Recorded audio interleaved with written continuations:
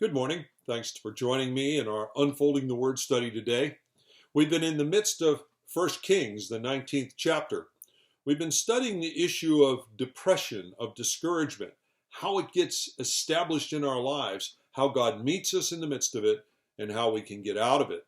And particularly, we're looking at an episode out of the life of the prophet Elijah that illustrates all of these principles to us. Today I want to pick up our reading in verse 5 of the 19th chapter and read on through to verse 14 as we continue our study. And he lay down and he slept under a broom tree. And behold, an angel touched him and said to him, Arise and eat. And he looked, and behold, there was at his head a cake baked on hot stones in a jar of water. And he ate and he drank and lay down again. And the angel of the Lord came a second time and touched him and said, Arise and eat, for the journey is too great for you. And so he arose and he ate and he drank. And then he went in the strength of that food 40 days and 40 nights to Horeb, the mountain of God. And there he came to a cave and he lodged in it. And behold, the word of the Lord came to him, and he said to him, What are you doing here, Elijah? And he said, Well, I've been very zealous for the Lord, the God of hosts. For the people of Israel have forsaken your covenant. They've thrown down your altar and killed your prophets with the sword. And I, even I only, am left. And they seek my life to take it away.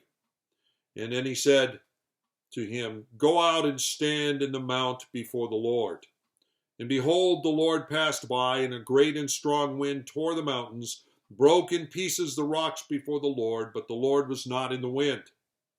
And after the wind, an earthquake, but the Lord was not in the earthquake. And after the earthquake, a fire, but the Lord was not in the fire. And after the fire, the sound of a low whisper. And when Elijah heard it, he wrapped his face in his cloak. Then he went out and stood before the entrance of the cave. We've been talking over the last days here in how God meets us and deals with us in the midst of the pits. We talked about how we get there, the sort of preconditions for it, the triggers, and then the steps that we take, wrong steps, in response to those triggers, and then find ourselves down in the midst of the pit. Yesterday, we were reminding ourselves that God meets us, first of all, when we're in the pits of discouragement or depression, by reminding us that He cares for us even though we're there. He hasn't stopped loving us or caring about us because we find ourselves in such an extremity, because we find ourselves in such a difficult place. He never stops loving us and caring for us. And as He seeks to reach out to the prophet Elijah, and by the way, as He reaches out to each of us, He begins by addressing some provision for the practical need of the person. He doesn't begin with the rebuke and corrective process. In the case of Elijah, Elijah needed rest, he needed food, he needed drink, and so God sends His angel and He gives him exactly that. And so he takes that and he falls asleep. Sometimes we just simply need to be physically restored and refreshed in order to begin to address the things that got us in the pits in the first place. Now, we still have to address those things. Sleep won't do it only. Refreshment and food won't be enough by itself.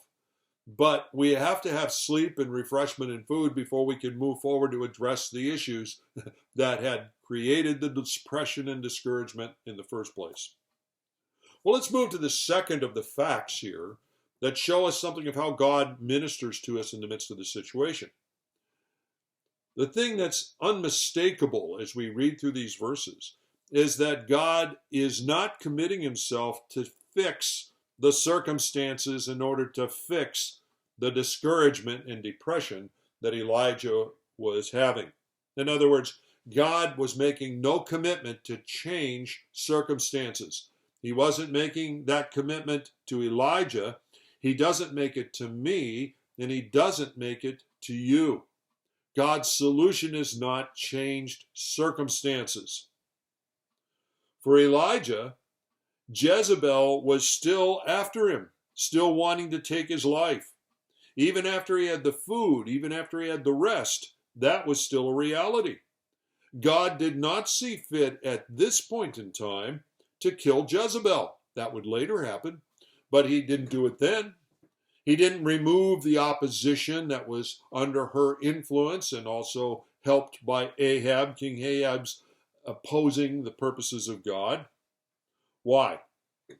Why didn't God change the circumstance? Because God's plan was for Elijah's ministry to flow within the circumstance. He didn't change it because it was his purpose to have it. And the ministry of Elijah was to take place within that opposition, so that in a special way God could show his power and his grace in Elijah's life despite the circumstances. And brothers and sisters, that is exactly the truth about my life and your life.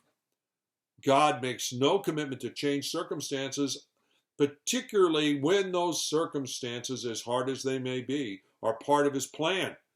He is instead wanting you to demonstrate in the midst of it the sufficiency of the Lord in enabling you and empowering you to live above the circumstance, not out of it. God then moves Elijah on a trip to Mount Horeb, a 40-day journey, and he makes him move this direction before he speaks to him anymore about the situation. In other words, 40 days going to a distant location, no clearer picture of what God's intentions are going to be. But there was an opportunity, even in taking the journey, to show that Elijah was trusting God. God provided the strength for the journey, even though he didn't change the circumstance.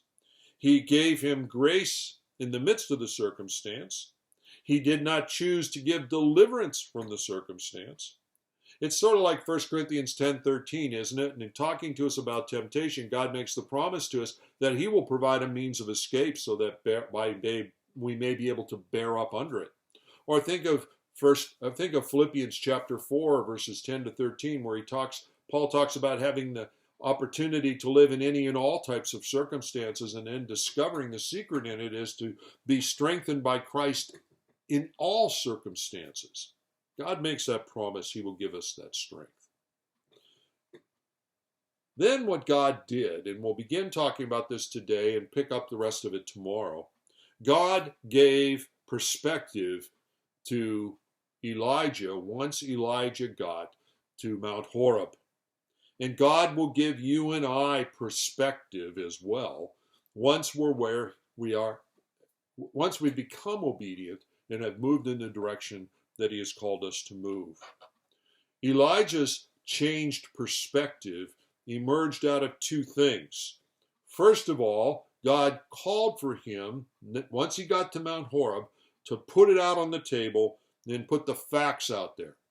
Secondly, he pushed it further and put Elijah into a place where Elijah had to admit to himself as well as to God what his real reason for discouragement was. And it wasn't the facts of the circumstance.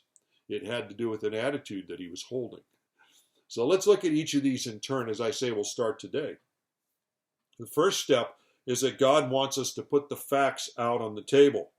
In verse 9, he tells him, why are you here? Why are you here? What are you doing here, Elijah? In other words, state your case. He wasn't asking, why are you on Mount Horeb? God had called him to go to Mount Horeb. They didn't need that answer. No, the question is, why are you in the state you are in? Why did you get so discouraged? Why did you run in fear? Put the facts out on the table. Lay it out in front so we can look at it objectively. Why are you here? And so then Elijah begins to recite some of those core facts, but he avoids talking about some of the deeper issues. What he states is accurate. He does a pretty good job describing the circumstances, but he doesn't really talk about the issue of what's going on under the circumstance. He doesn't really talk about his attitudinal issue. He talks about the life circumstance. Of course, God already knew about both of those things, the life circumstance and his attitude. But he does ask him, lay it out on the table. Let's look at it objectively. Once you've done that, once the real facts are out, then there's nothing you can hide behind then, because it's already clear both to you and to God. Well, these are the circumstances as I'm reading it. Now God turns his attention to what lay behind the circumstance. It's not just this circumstance, Elijah. It's some other thing here going on inside of you, isn't it? This circumstance is just a place where it's bringing it out. Join me tomorrow as we continue to look at God dealing with Elijah in the midst of the pits and how he deals with us, as we discover how Elijah comes to the point of admitting the true reason that he was discouraged and depressed. Join me then, won't you? God bless.